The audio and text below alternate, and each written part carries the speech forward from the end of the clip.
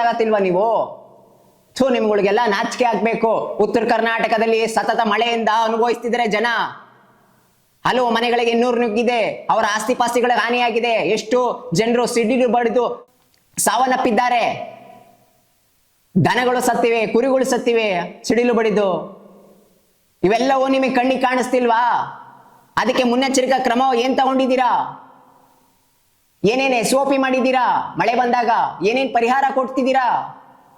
ಏನು ಇಲ್ಲ. ಜನರು ಮಾತ್ರ ಸತ್ರೆ ಸಾಯ್ಲಿ ನಮ್ಗೆ ಯಾಕೆ ಅಂತ ನೀವಿದ್ದೀರಾ. ಸಂಬಳ ಬರುತ್ತೆ ಆರಾಮಾಗಿ ಹೋಗೋಣ ಅಂತ. ಅಂತೂ ಸಚಿವರಂತೂ ಬಿಡ್ರಿ, ಉಸ್ತುವಾರಿ ಸಚಿವರು ಏನ್ ಮಾಡ್ತಾ ಇದೀರೋ ಅದಂತೂ ಗೊತ್ತು, ಕಾಣೆ ಆಗ್ಬಿಟ್ಟಿದ್ದಾರೆ.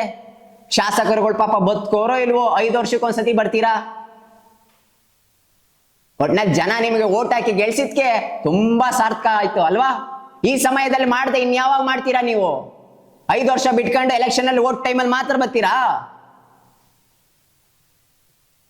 ನಿಮ್ಮನ್ನ ಓಟ್ ಹಾಕಿ ಗೆಲ್ಸಿದ್ರ ಜನ, ಅವ್ರದ್ದು ತಪ್ಪು.